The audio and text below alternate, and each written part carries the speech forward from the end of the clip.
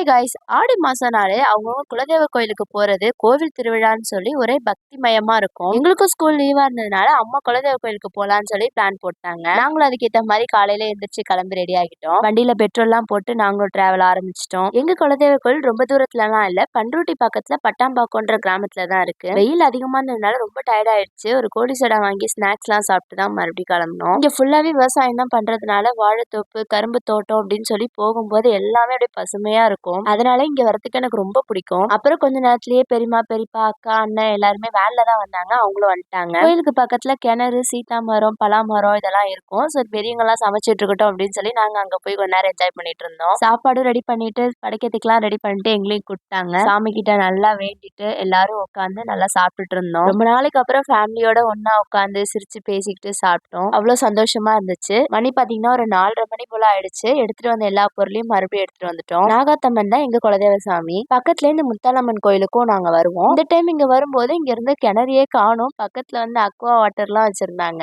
அப்புறம் அங்கேயும் நல்லபடியா சாமி கும்பிட்டுட்டு எல்லாருக்கும் பாய் சொல்லிட்டு கிளம்பி வந்துட்டோம். திரும்ப ரிட்டர்ன் வரும்போதெல்லாம் இன்னும் டயர்ட் ஆயிடுச்சு. ஸோ ஆளாளுக்கு ஒரு ஃப்ரெஷ் ஜூஸ் வாங்கி குடிச்சிட்டு வந்துட்டோம். பாய் பாய்.